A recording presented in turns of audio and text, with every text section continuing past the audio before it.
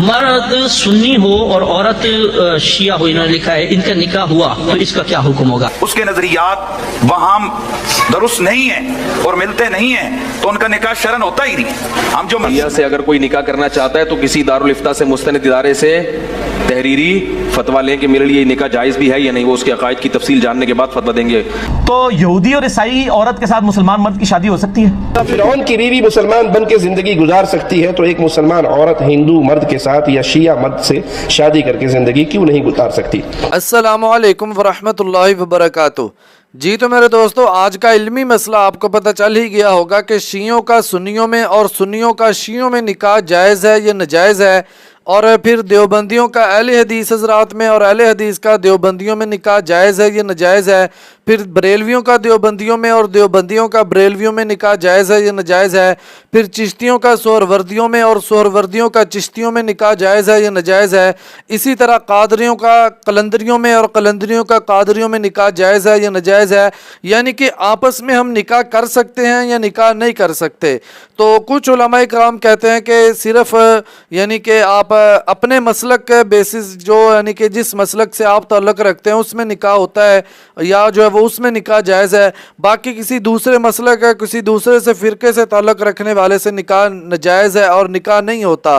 تو ہم نے یہ سوچنے کی بھی یا جو ہے وہ ہم نے زحمت نہیں کی کہ اس کے متعلق ہمیں قرآن مجید اور حدیث مبارکہ کیا ارشاد فرما رہی ہے اور قرآن مجید میں کیا حکم ہے کہ آپس میں نکاح ہوتا ہے یا نہیں ہوتا، کیونکہ بریلوی کہتے ہیں کہ کسی میں نکاح نہیں ہوتا سوائے بریلویوں کے، شیعہ حضرات کہتے ہیں کسی میں نکاح نہیں ہوتا سوائے شیعوں کے، دیوبندی کہتے ہیں کہ کسی میں نکاح نہیں ہوتا سوائے دیوبندیوں کے، اسی طرح چشتی کہتے ہیں کسی میں نکاح نہیں ہوتا سوائے چشتیوں کے، قادری کہتے ہیں کہ سوائے کسی میں نہیں ہوتا نکاح سوائے قادریوں کے، اسی طرح کلندری، سارا کچھ یعنی کہ ہر کوئی اپنے مسلک کی تائید کرے گا اور آپ کو یہی کہے گا کہ ہمارے فرقے کا یعنی کہ آپس میں ہی نکاح ہوتا ہے، باقی اگر آپ باہر جائیں گے خواہ مسلک کے بیس کی بنیاد پہ جائیں گے خواہ کسی اور فرقے میں تلاش کریں گے تو نکاح جو ہے وہ نہیں ہوتا، نکاح ناجائز ہے۔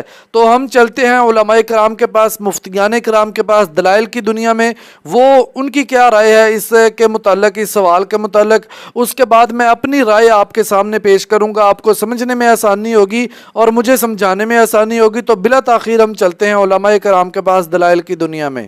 مرد سنی ہو اور عورت شیعہ ہو، انہوں نے لکھا ہے ان کا نکاح ہوا تو اس کا کیا حکم ہوگا؟ یاد رکھیں کہ فقط کوئی اپنے آپ کو شیعہ کہے یا کوئی اور فرقے سے تعلق ہو تو ہم فوراً اس کو کافر نہیں کہہ سکتے۔ یاد رکھیں جب تک اس کی بد مذہبیت یا اس کے عقائد مذہب اسلام کے خلاف نہیں ہوں گے وہ مسلمان ہے، چاہے اپنا وہ کوئی بھی کہتا ہو وہ مسلمان ہی کہلائے گا۔ اب یہ پہلے تو یہ کہ یہ کہہ رہے ہیں کہ شادی ہو گئی تو کیا حکم ہوگا، تو حکم یہ ہم دیکھیں گے کہ اگر وہ اس کے جو شخص ہے اس کے عقائد مذہب اسلام سے ٹکراتے ہیں، مسلمانوں سے ٹکراتے ہیں تو سرے سے نکاح ہوا ہی نہیں اور ان کو جدا کرنا فرض ہے، اور بالفرض اس کی بد مذہبیت حد کفر تک نہیں پہنچی تو یہ نکاح ہو گیا ہے، وہ میاں بیوی ہیں، اور اب انہیں مطلب یہ کہ عورت کو ذرا احتیاط کرنی چاہیے کہ شوہر کسی اور طرف مائل نہ ہو، یعنی عقائد میں پختہ نہ ہو جائے، اسے مسلمانوں کے عقائد کی طرف مائل کرے۔ اور دوسری صورت یہ ہے کہ مثلا ایک عورت یہ سوال کرتی ہے کہ میں ایک شیعہ، میرے پاس سوال آیا ہے ابھی خط کچھ دن پہلے، میں ایک شیعہ لڑکے سے شادی کرنا چاہتی ہوں تو کیا میں کر سکتی ہوں کہ نہیں کر سکتی ہوں؟ تو یہاں مسئلہ تو وہی ہے کہ اگر سامنے شیعہ لڑکے کے بالفرض عقائد حد کفر تک نہیں پہنچے ہوئے مثلا تو نکاح تو ہو جانا چاہیے۔ شیعہ حضرات کو پتہ ہے کہ وہ کون سے ایسے امور ہیں جن کی وجہ سے اہل سنت و جماعت کے ہاں ایک ابھار آتا ہے اور ایک غم اور غصے کی کیفیت آتی ہے۔ اہل سنت کو پتہ ہے کہ اہل تشیع کے وہ کون سے امور ہیں جس کی وجہ سے باہم ہمارے معاملات الجھ سکتے ہیں۔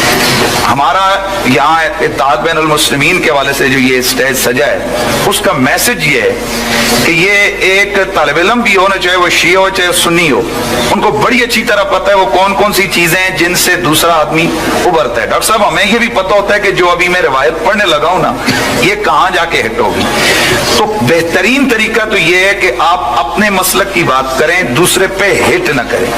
اور جہاں تک مسئلہ رہ گیا نکاح کا، ہمیں زبان کے نیچے بات نہیں رکھنی ہے، میں بڑا کھل کھلا کے یہ کہتا ہوں، یا کسی مسلک کی بات نہیں ہے، किसी मसलक की बात नहीं है, बात अकीदे की है। अगर लड़के या लड़की में कोई ऐसे लोग हैं, मैं फिर कह रहा हूं, अगर लड़के या लड़की में कोई ऐसे लोग हैं कि जिनमें अकायद के अंदर बोध है, लड़का या लड़की तौहीन सहाबा या अंबिया या कुरान या ज़ुर्रियात दीना के हवाले से उसके नजरियात वहां दुरुस्त नहीं है और मिलते नहीं हैं, तो उनका निकाह शरन होता ही नहीं है। हम जो मर्जी, हम मसलक की बात नहीं है, और आप ये इनको भी पता है, हमको भी पता है। इसको अगर हम इससे मजीद थोड़ा हम आगे निकलेंगे तो फिर शुरू हो जाएगी बहस और फिर शुरू हो जाएगा झगड़ा। अगर कहीं, मैं बड़ा खुल के कहता हूं, अगर कहीं अकायद में कोई इख्तिलाफ नहीं है, यानी कोई उसमें लड़के या लड़की के अकीदे में कोई गड़बड़ नहीं है, तो निकाह दुरुस्त है। और अगर सुन्नी और सुन्नी है और उनके अकीदे में आपस में इतना वो मामलात हैं, अगर लड़का या लड़की के अंदर किसी बेदबी का कोई मामला है, निकाह शरई तौर पे होता ही नहीं है। ये हम लगी लिपटी यहाँ चैनल पे करें तो अलग बात है। इसलिए हम ये कहेंगे कि इस तरह के, जिस तरह उन्होंने पहले कहा खिदर इस्लाम साहब ने, कि कोशिश ये करनी चाहिए कि ताकि हमारा मुआशरा बने, बिगड़े। शिया से अगर कोई निकाह करना चाहता है तो किसी दारुल इफ्ता से मुस्तनद इदारे से तहरीरी फतवा लें कि मेरे लिए निकाह जायज़ भी है या नहीं, वो उसके अकायद की तफसील जानने के बाद फतवा देंगे। ऐसा ही नहीं हो कि कोई भी शिया है तो सुन्नी से निकाह करे, सुन्नी है तो शिया से निकाह करे। इसकी डिटेल है, कुछ इसमें तफसील है। दारुल उलूम कुरंगी है, बिनोरी टाउन है, जामिया रशीद है, जामिया फारूकिया है, या वहाँ पंजाब में जामिया अशरफिया है, किसी भी ऑथेंटिक मदरसे से बाकायदा उसके अकायद बता के रिटर्न में फतवा लें उसमें। क्योंकि शिया लोगों में भी बहुत सारे मुख्तलिफ किस्म के मसलक हैं, मुख्तलिफ किस्म के, नेपाल से मुर्दा जिंदा करने वाले भी आपको शियों में मिलेंगे, ठीक है ना। तो हर तरह के लोग हैं, तो कुछ के अकायद तौहीद वाले होते हैं और कुछ के नहीं भी होते, तो हर तरह के लोग हैं इसमें। तो बहरहाल उसकी बीवी शिया थी, तो वो क्या था कि वो उसने, मियाँ बीवी ने सोचा कि हम शिया सुन्नी उलमा का मुनाजरा कराते हैं। तो उसने कुछ ईरान से शिया जाकिर बुलाए और इधर जिन्होंने सुन्नी उलमा बुलाए, तो अल्लाह की कुदरत के वो सुन्नी उलमा मुनाजरा जीत गए। तो वो जो बादशाह की बीवी थी ना, उसने अपनी इंसल्ट महसूस की कि मेरे मसलक के जो मौलाना थे वो क्या हो गए, मुनाजरा हार गए। तो उसको बड़ा अफसोस हुआ कि मैं तो आपकी महबूबा हूँ और आपने मेरी इंसल्ट की है। उस जमाने में तो फारसी में होती थी, जो भी होती थी, आजकल इंग्लिश में क्या कहते हैं उसको, इंसल्ट किया, बेइज्जती की है। एक तरफ मुझे कहते हो मैं महबूबा हूं और दूसरी तरफ आपने क्या की है, इंसल्ट। तो बादशाह ने बीवी को कहा कि देखो मैंने तुम्हें अपना दिल दिया है, अपना ईमान, बोलो ना यार।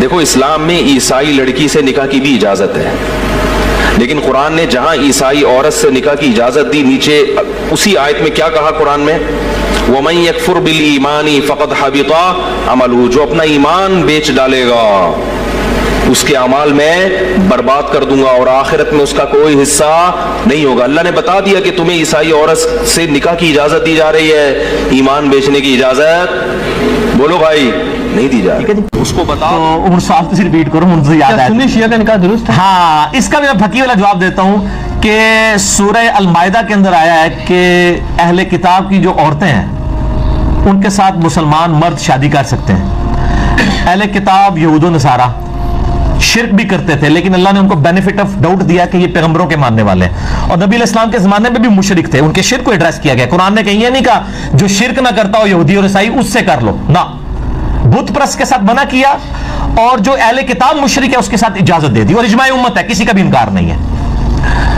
तो यहूदी और ईसाई औरत के साथ मुसलमान मर्द की शादी हो सकती है?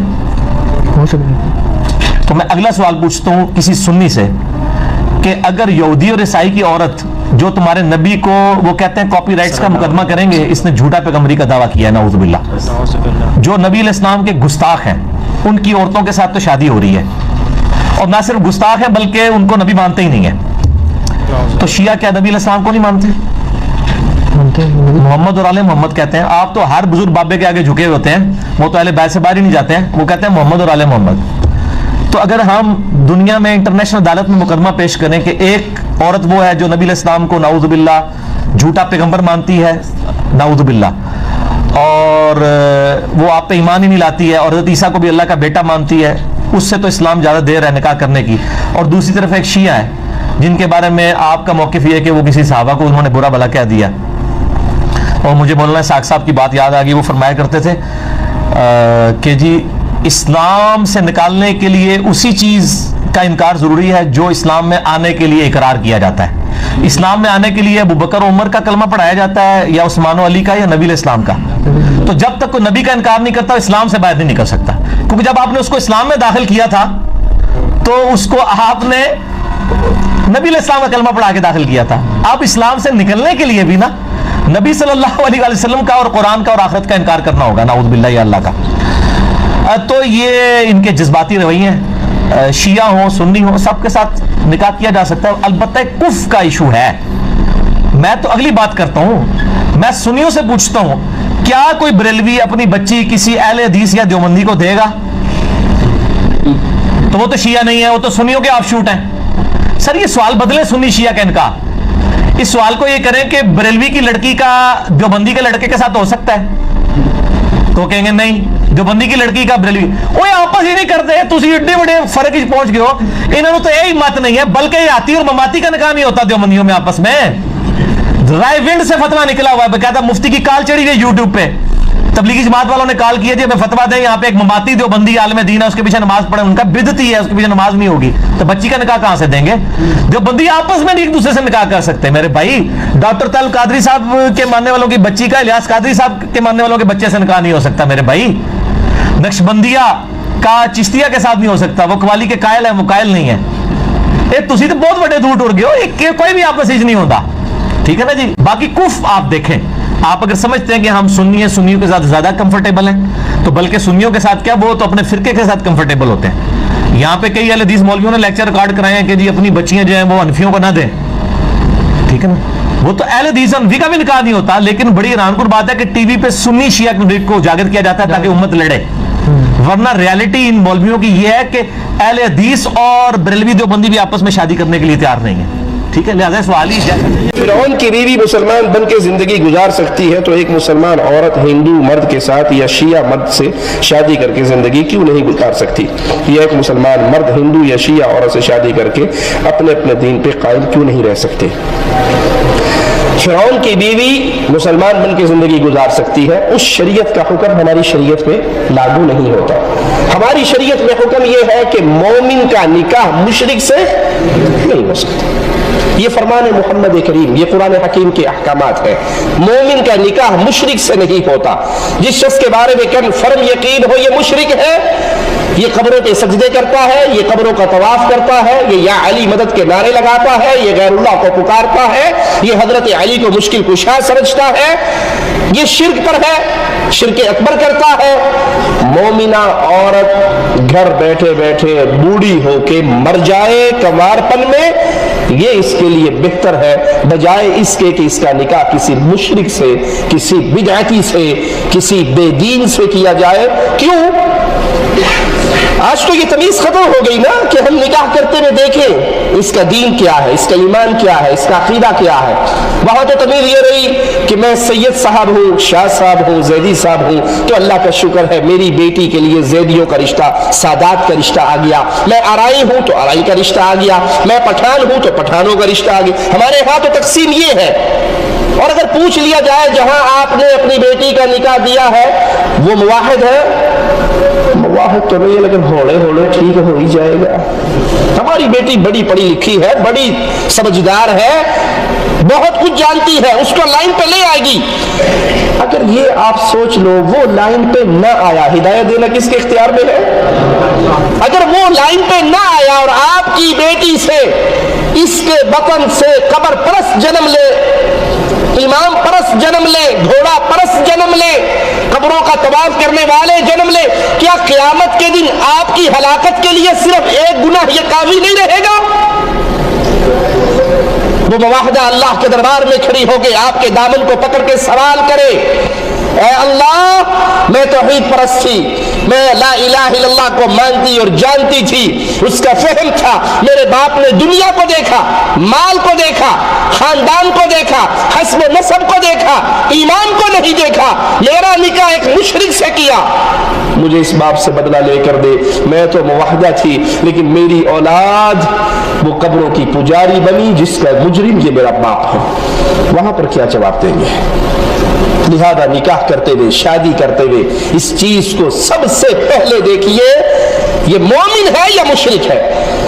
नवाहत के नजदीक और कोई तकसीम नहीं होती सिवाय इस तकसीम के, मोमिन है, काला है तब भी मेरा भाई, गैर खानदान का है तब भी मेरा भाई, गैर मुल्क का है तब भी मेरा भाई, और अगर ये मुशरिक है, सगा भाई भी हो तो मेरा दुश्मन है। जी तो मेरे दोस्तों, आपने मुख्तलिफ उलमाए कराम, मुख्तलिफ मुफ्तियाने कराम की गुफ्तगू तफसीली सुन ली है। कुछ ना कुछ तो आपको भी अंदाज़ा हो गया होगा कि मुसलमान लड़के का अहले किताब लड़की के साथ निकाह हो सकता है, तो फिर देवबंदी लड़की का बरेलवी लड़के से निकाह भी हो सकता है, बरेलवी लड़की का निकाह जो है वो देवबंदी लड़के से भी हो सकता है, कादरी लड़के का निकाह मदनी बहन से हो सकता है, मदनी भाई का निकाह जो है वो कादरी लड़की से हो सकता है। तो ना करना ये अलहदा बात है, आप ना करें, कोई मसला नहीं है, लेकिन निकाह को नाजायज़ करार देना या ये कह देना कि निकाह होता ही नहीं है, इस तरह के फतवे लगा देना, ये तो दोस्तों ये फितना फैलाने वाली बात है, लड़ाई जो है वो इस्लाम को बदनाम करने वाली बात है, दीन को बदनाम करने वाली बात है। आप अपने मसलक की तईद कर रहे हैं और कुछ नहीं कर रहे। तो दोस्तों निकाह हो जाता है, खा जो देवबंदी हैं, खा बरेलवी हैं, खा शिया हैं, निकाह सब में हो जाता है। लेकिन मेरी राय यही है कि आप अपने मसलक, जिस मसलक में से ताल्लुक़ रखते हैं, उसी मसलक में आप निकाह करें, ताकि बाद में जब आपके बच्चे बड़े हो जाएं फिर कोई मसला ना बने। ननिहाल अपनी तरफ खींचते हैं, ददियाल अपनी तरफ खींचते हैं, माँ अपनी तरफ खींचती है बच्चों को, बाप अपने तरफ खींचता है, तो समझ नहीं आती बच्चों को कि बच्चों ने किसकी तरफ जाना है और किसकी बात माननी है। तो इससे बेहतर यही है कि आप अपने मसलक में रहते हुए अपने मसलक की लड़की या लड़का जो है वो तलाश करें और निकाह कर दें, कोई मसला नहीं है। अगर आप बाहर करना चाहें 100 बिस्मिल्लाह, कोई मसला नहीं, निकाह हो जाता है, ऐसी कोई बात नहीं है। जी तो मेरे दोस्तों, आज का हमारा मसला यही था कि जिस लड़के और लड़की ने कलमा पढ़ा है वो दोनों मुसलमान हैं, उनका निकाह आपस में हो जाता है, खा वो किसी भी मसलक से ताल्लुक़ रखते हैं, किसी भी फ़िरके से ताल्लुक़ रखते हैं, किसी भी जमात से ताल्लुक़ रखते हैं, किसी भी गिरोह से ताल्लुक़ रखते हैं, निकाह उनका आपस में हो जाता है। तो दोस्तों रोज़ाना की तरह आज भी आपसे यही गुजारिश है कि मस्जिद अक्सा फ़लस्तीन के लिए, उनके मुजाहिदीन के लिए खुसूसी दुआ फरमाए कि अल्लाह ताला उनको जल्द अज जल्द खुसूसी आज़ादी अता फरमाए। व आखिर दावाना अनिल हम्दुलिल्लाहि रब्बिल आलमीन।